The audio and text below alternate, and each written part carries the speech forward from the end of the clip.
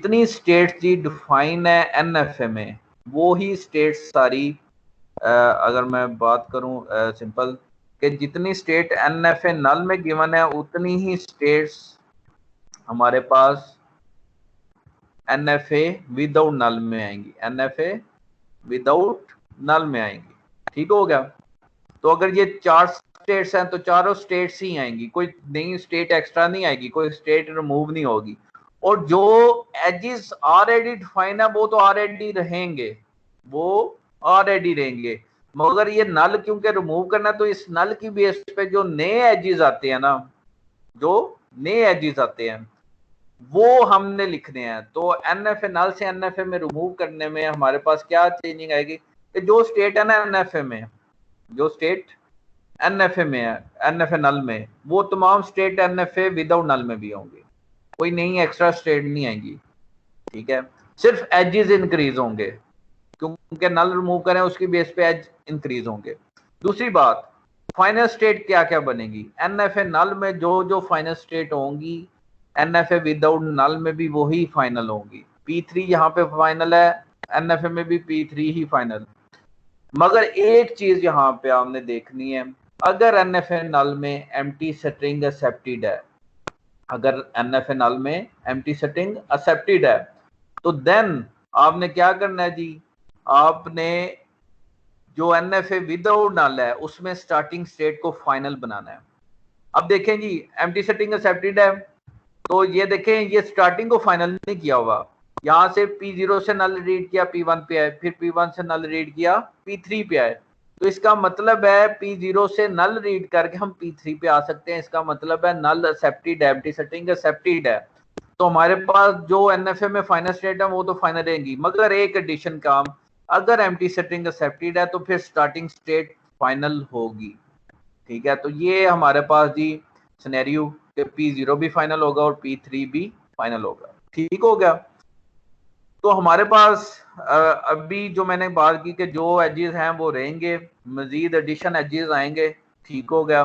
तो एन जब हमने नल रिमूव करना है एक्चुअली, तो इसी पे आता हूँ मैं कि हमारे पास यही कंसेप्ट था कि नंबर ऑफ स्टेट जो एनएफए नल में वही रहेंगी, सिर्फ एजेस इंक्रीज होंगे। ठीक है, अब हमारे पास ये टेबल गिवन है, मैं फिर दोबारा से आपसे पूछूंगा इस पे कि P0 का नल क्लोजर मुझे बता दें। P0 का अगर मैं नल क्लोजर लूं तो आंसर क्या आएगा?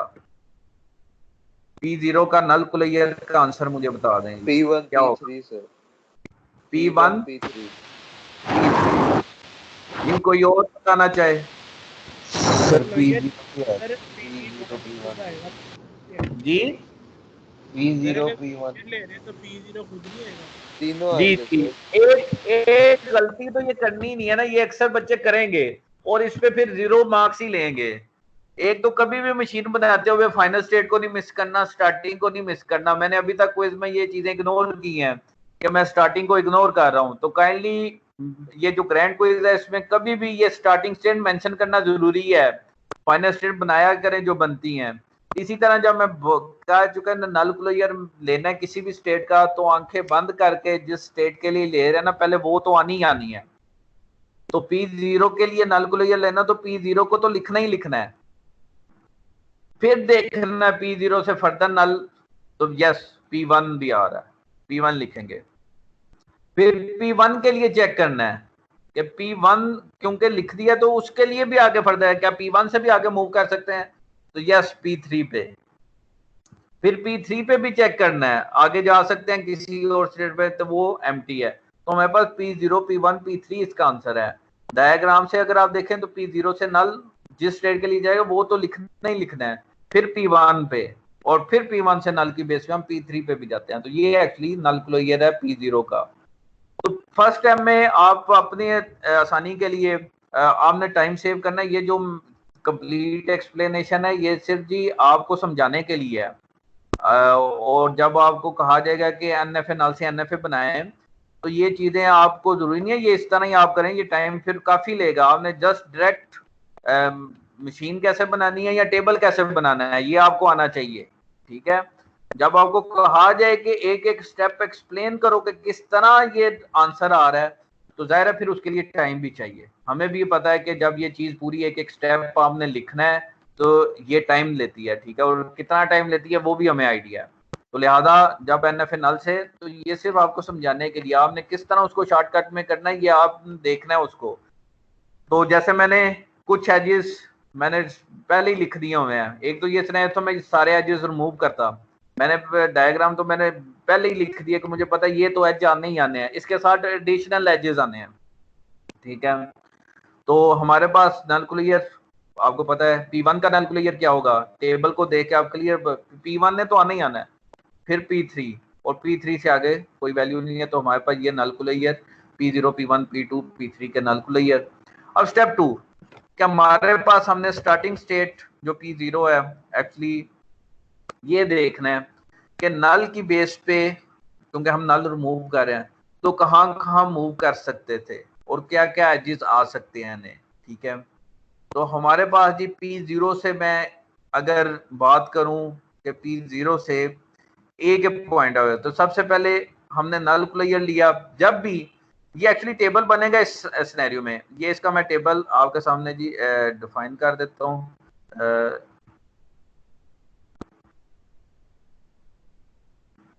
ठीक है जी, ये मैंने टेबल, इसका टेबल डिफाइन कर दिया है। जो एजेस ऑलरेडी आए थे आप वो भी लिख सकते हैं कि आप सिर्फ वो रिमूव कर दें, ठीक है, जो ऑलरेडी ये वैल्यू गिवन है, ठीक है।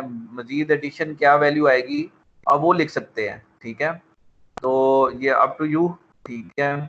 तो हमारे पास अगर मैं बात कर रहा हूँ P0 से एक एज, ए की वैल्यू क्या आएंगी, बी की क्या वैल्यू आएंगी और सी की क्या वैल्यू आएगी, मैंने वो लिख दी है, जो आती है वो लिखेंगे, ठीक है।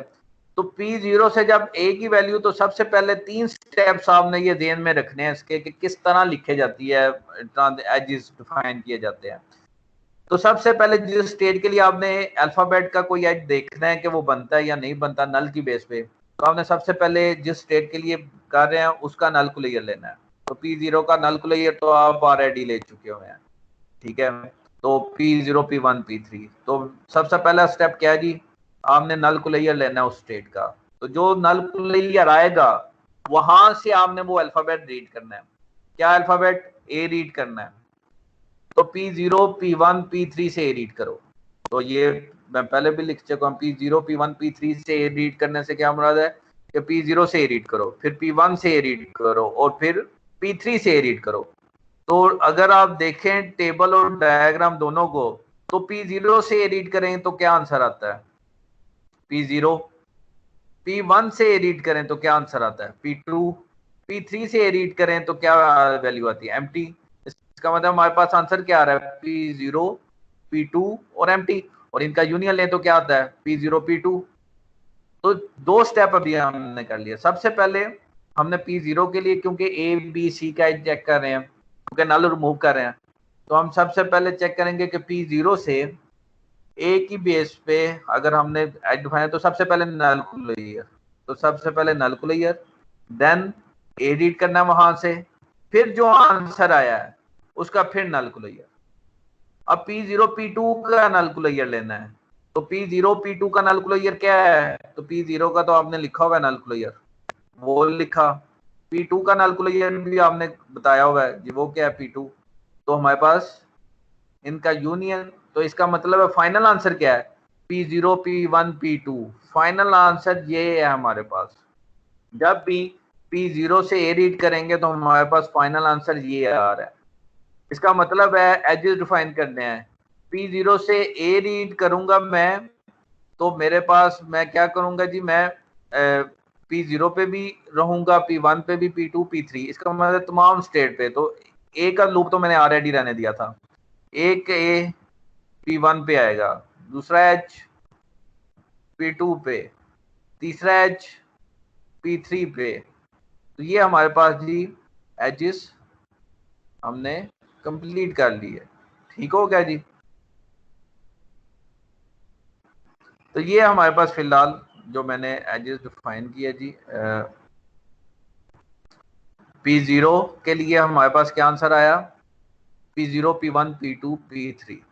इसी तरह जब बी का करना है कि P0 से बी को चेक करना है, सी को चेक करना है, तो ये अब आपने टाइम कैसे सेव करना है कि नल कुलैयर तो ऑलरेडी कंप्यूटेड है, आपको पता है, तो यही नल कुलैयर आंसर ही होगा, ठीक है। P0 का नल कुलैयर सेम है, फिर वहां से एक्चुअली आप बी रीड करना है।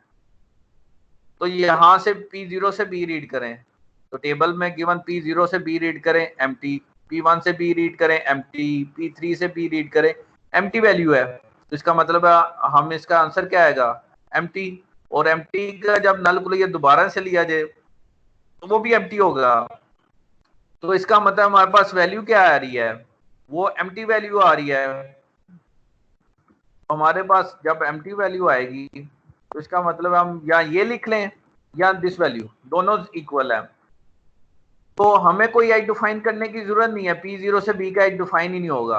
अगर आप डायग्राम को भी देखें एनएफए नल की, तो आप देखें P0 से B का एज तो जनरेट होता ही नहीं था, ना P0 से B का एज है, ना P1 से है, ना P3 से है, ठीक है। तो हमारे पास जो वैल्यू है नल कुलैयर P0 का वो क्या है, नल कुलैयर P0 P1 P3, तो यहां से तो कोई वैल्यू जनरेट ही नहीं होती, तो एम्प्टी आंसर है, हम कोई एज ही नहीं डिफाइन करेंगे। यहाँ पे नहीं कि इसको डी का लेबल दे के कर देना, एनएफए में तो हम वैसे भी एज मिस करते हैं, तो ये एनएफए बन रहा है ना कि डीएफए बन रहा है, ठीक है। फिर हमने जनाब P0 से हमने सी का, तो सेम नल कुलैयर, फिर वहां से सी वैल्यू, तो P0 से अगर हम सी रीड करें तो एम्प्टी, P1 से सी रीड करें एम्प्टी, P3 से सी रीड करें तो वो P3 आता है, तो इसका मतलब है P3 आया, P3 का नल कुलैयर P3 ही है, तो इसका मतलब जो आंसर आ रहा है हमारे पास वो क्या है जी P3। और इसको सेट में लिखना है क्योंकि ये एनएफए का ट्रांजिशन टेबल बन रहा है, इसको सिंपल P3 नहीं लिखना, इसको सेट में लिखना है, तो इसका मतलब है जब मैं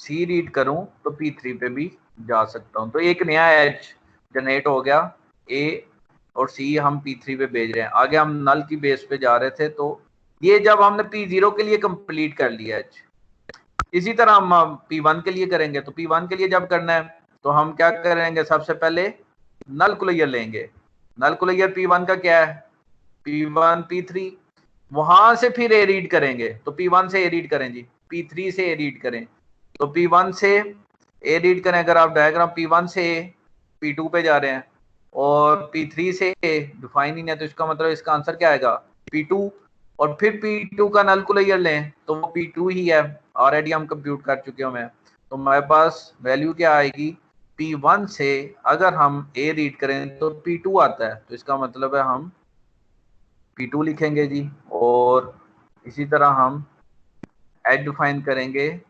P1 से अगर हम ए रीड करें तो P2, तो ये ऑलरेडी एज डिफाइन है, ऑलरेडी हमें नया डिफाइन करने की जरूरत नहीं है, ठीक है, यही एज है। उसके बाद P1 से B, तो सेम सिनेरियो, हम P1 से B रीड करें तो P1 P3 से एक्चुअली B रीड करना था, तो यहाँ पे मैंने लिखा इसलिए क्योंकि ये भी एम्प्टी आएगा, आप देख भी सकते हैं, तो P1 P3 से B रीड करें, तो P1 से B रीड करें एम्प्टी वैल्यू, P3 से B रीड करें तो वो भी एम्प्टी, आप क्लियर डायग्राम से भी देख सकते हैं P1 से B का डिफाइन नहीं है, P3 से भी B का है, तो एम्प्टी वैल्यू, तो इसका मतलब है हमारे पास जो आंसर आएगा वो दिस वैल्यू, तो हम एज डिफाइन ही नहीं करेंगे। फिर P1 से C, तो इसका मतलब नल कुलैयर P1 का लेना है, तो P1 का नल कुलैयर क्या है हमारे पास P1 P3, यहाँ से C रीड करना है, तो P1 से C P3 से C, तो P1 से C हमारे पास एम्प्टी वैल्यू है और P3 से C P3 है, तो P3 का फिर नल कुलैयर लें तो वो भी P3 है, तो इसका मतलब फाइनल आंसर क्या आएगा P3, तो हम यहाँ पे P3 लिखेंगे जी। तो इसी तरह हम P1 से जब सी रीड करें तो हम कहाँ पे आ रहे हैं P3 पे, तो ये एजेस नया बन गया है, ठीक है। आगे P1 से नल की बेस पे आगे मूव कर रहे थे, अब सी आएगा उसकी जगह, ठीक हो गया।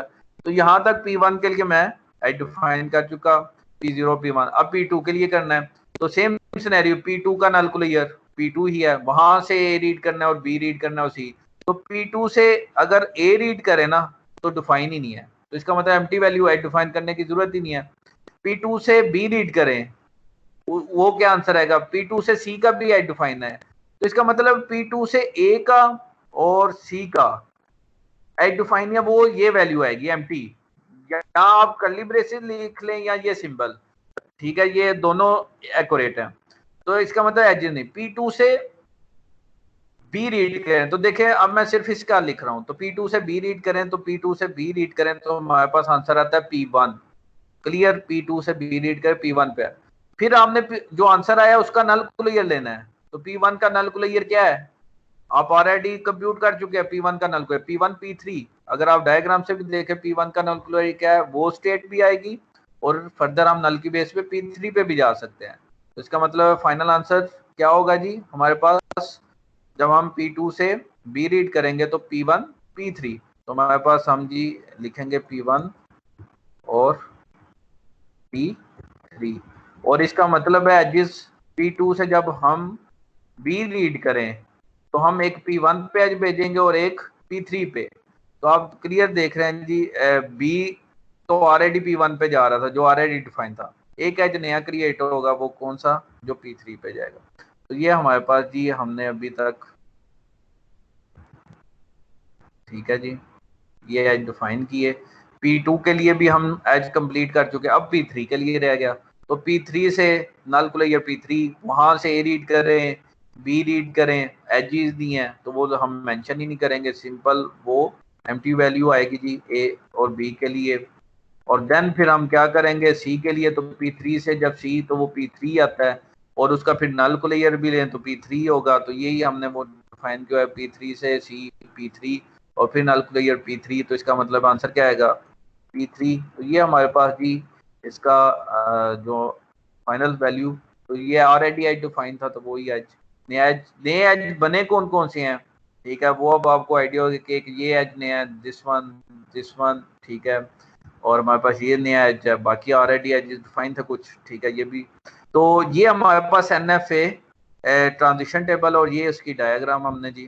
तो NFA नल से किस तरह, तो मैं दोबारा से इसको अगर बस सम अप कर दूं जी, कि जितनी स्टेट NFA नल में है उतनी ही स्टेट NFA में होगी, फिर जो फाइनल स्टेट है NFA नल में वही फाइनल NFA विदाउट नल में होगी। मगर एक चीज आपने देखनी है, अगर एम्प्टी सेटिंग एक्सेप्टेड है NFA नल में, तो then starting state NFA without null में फाइनल स्टेट होगी। तो हमने सिर्फ ये किया कि स्टार्टिंग, अब हमारे पास P3 फाइनल थी, और क्योंकि एम्प्टी सेटिंग एक्सेप्टेड थी तो इसलिए P0 भी फाइनल, ठीक हो गया। और फिर जो एजेस ऑलरेडी डिफाइन है वो तो रहेंगे, सिर्फ नल वाले एजेस रिमूव होंगे और उसकी बेस पे जो नए एजेस जनरेट होंगे वो हमने मेंशन करने हैं, ठीक।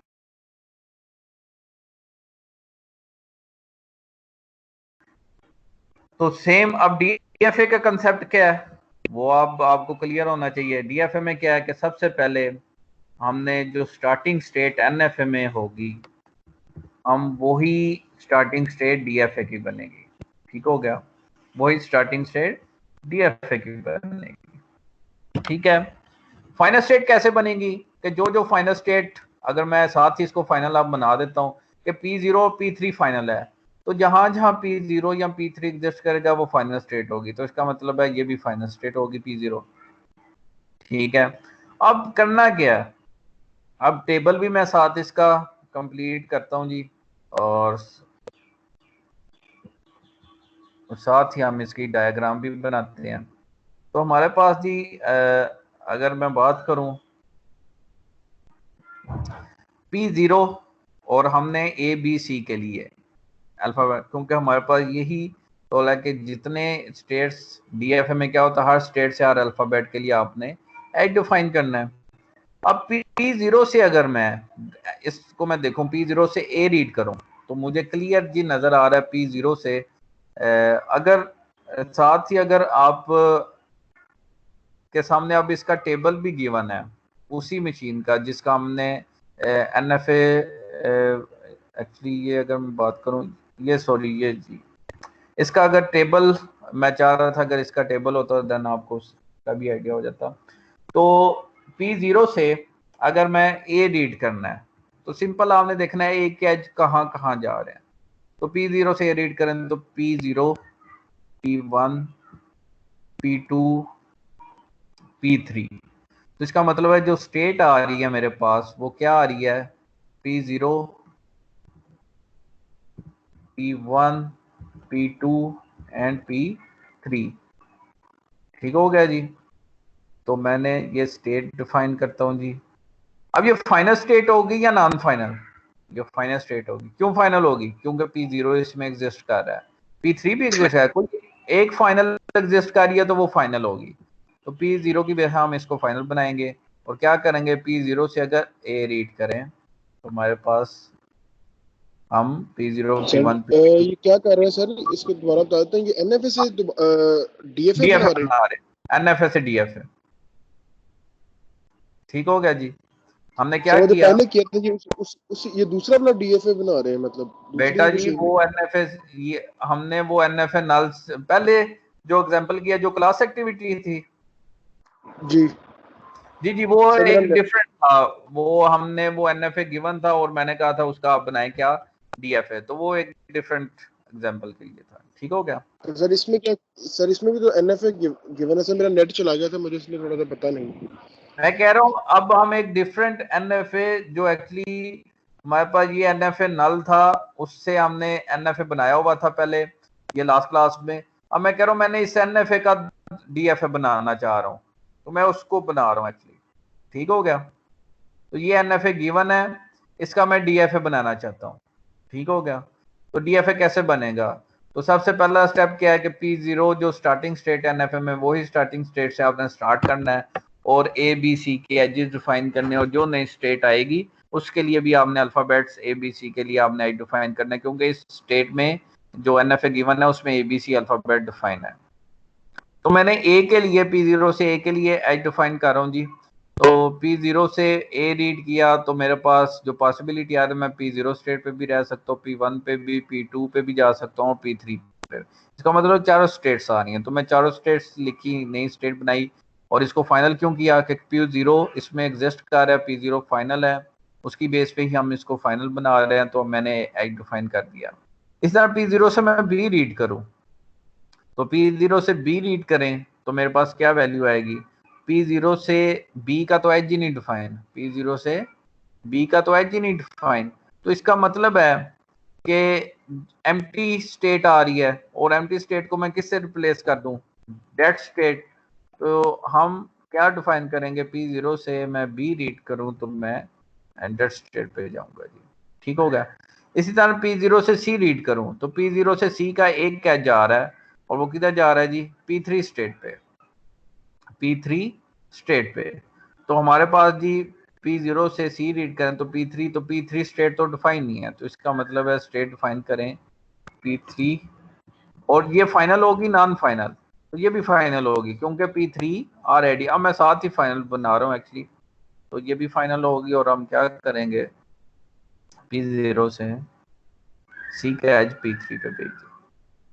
तो फर्स्ट टाइम में हमने P0 के लिए अल्फाबेट ए बी सी के लिए डिफाइन कर दिया, और यही अगर मैं टेबल इसका रिप्रेजेंट करूं तो वो क्या होगा, P0 से ए रीड किया, P0 P1 P2 P3, B का हमारे पास डेड स्टेट आई थी और C P3।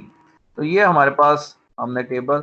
अब तीन नई स्टेट्स आई, वो कौन कौन सी, एक डेड स्टेट, एक P0 P1 P2 P3 और P3। डेड स्टेट के लिए आपने क्या करना है जी, आपने ए बी सी जो मर्जी रीड करें उसी स्टेट पे रहना है। तो इस वजह से जी अब मैं सबसे पहले इसके लिए ए बी सी के लिए डिफाइन कर देता हूँ जी, और दिस वन। अब आते हैं P0 P1 P2 P3 के लिए ए डिफाइन करते हैं। तो P0 से ए रीड करें तो हमारे पास ये चारों स्टेट्स आती हैं। P0 से ए रीड, ये कंफर्म भी आपको। तो P0 से ए रीड करें तो ये चारों स्टेट्स आती हैं। फिर P1 से रीड करें, P2 से रीड करें, P3 से रीड करें, इन सब का यूनियन आना है। तो क्योंकि P0 की बेस पे ये चारों स्टेट्स आ गई हैं, तो P1 से बेशक कोई एक आए या दो आए, P2 से कोई एक आए दो आए या ना आए, P3 से इन सब का यूनियन लिया जाएगा। तो यूनियन आएगा क्या, P0 P1 P2 P3। ठीक है। तो हमारे पास P0 P1 P2 से रीड करेंगे तो फाइनल आंसर यही आएगा। समझ रहे हैं इस बात को जी?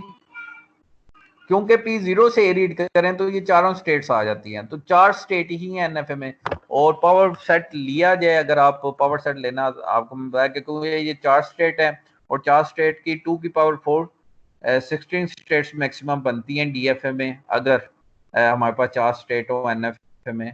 और जो मैक्सिमम जो पेयर वैल्यू आ सकती है वो यही है चारों स्टेट्स का, P0 P1 P2 P3। तो हम P0 से रीड करें तो ये चारों स्टेट आ रही हैं, तो बाकी स्टेट्स को चेक करने की जरूरत ही नहीं है, तो सिंपल आपने इसी पे लूप लगा देना है। इसी तरह P0 से P1 P2 P3 से B रीड करना है, तो P0 से B तो एम्प्टी वैल्यू है, P0 से B एम्प्टी है। अब आते हैं जी P1 से B, तो P1 से भी आप क्लियर देख रहे हैं B का कोई आइडेंटिफाई नहीं है। P1 से हम ना P2 पे जा सकते हैं ना P3 ना कहीं P0 ना P1 पे लूप, इसका मतलब P0 P1 के लिए B की वैल्यू क्या है, एम्प्टी, कुछ भी नहीं है अभी।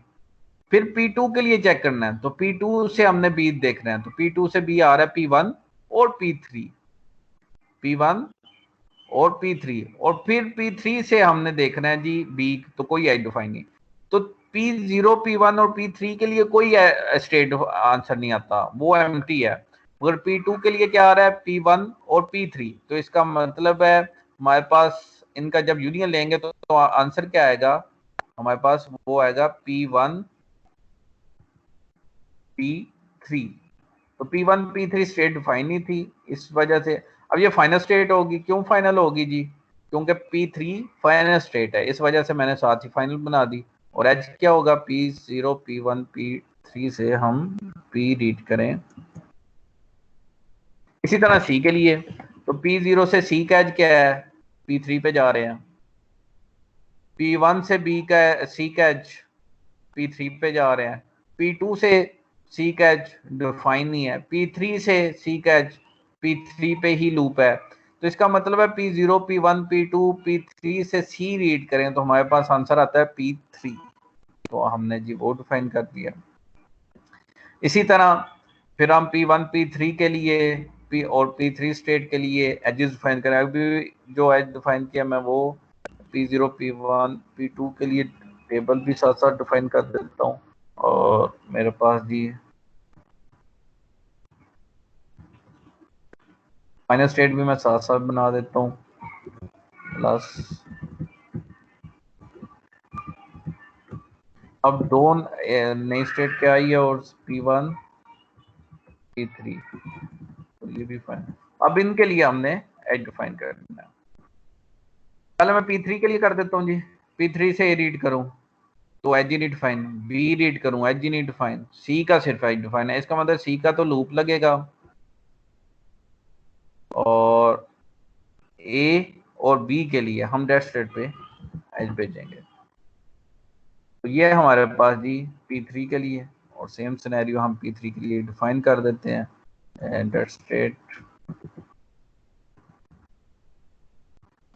फिर आ जाते हैं जी P3 के लिए कंप्लीट। अब P1 P3 के लिए करना है, तो P1 P3 से रीड करें, तो P1 से रीड करें तो P2 पे जा रहा हूँ, P3 से एक डिफाइन नहीं है, तो P2 यूनियन एम्प्टी करना है तो एक्चुअली P2 आंसर आएगा। तो इसका मतलब है P1 P3 से जब मैं A रीड करूं तो P2 आता है, तो P2 स्टेट डिफाइन नहीं है। अब P2 डिफाइन करूंगा, अब ये नॉन फाइनल होगी, क्यों कि P2 फाइनल नहीं है, तो हम P1 P3 से A रीड करेंगे तो P2 पे। P1 P3 से B रीड करें तो P1 से B का तो एज डिफाइन नहीं है, P3 से B का एज डिफाइन नहीं है, तो इसका मतलब है कहाँ पे ये आ जाएगा, तो डेट स्टेट पे। इसी तरह जी मैं बात करूं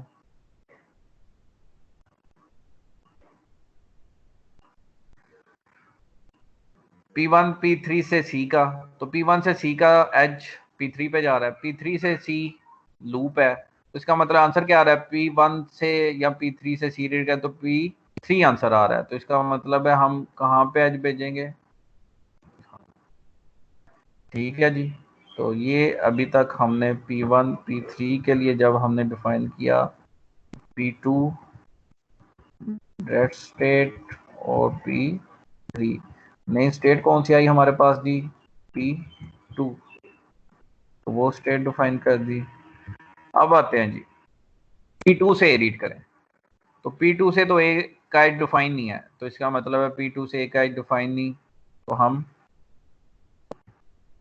डेड स्टेट पे एज भेजेंगे।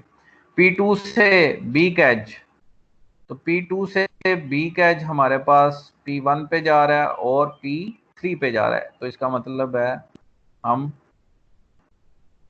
B का एज भेजेंगे P1 P3 पे। ठीक हो गया जी। अगर मैं इस एज की डायरेक्शन जी राइट कर देता हूँ, अब उसके बाद जी P2 से C रीड करें, तो P2 से C तो डिफाइन नहीं है, तो इसका मतलब है वही है जो हमने A के लिए भेजा था डेड स्टेट पे, उसी में हम साथ C का भी। तो ये हमारे पास जी कंप्लीट जो मशीन बनी है। अब P2 के लिए मैं कर देता हूँ इसको कंप्लीट। तो P2 से A और C डेड स्टेट पे है और B हमारे पास P1 P3। ये जी हमारे पास इसका फाइनल टेबल जी, ट्रांजिशन टेबल।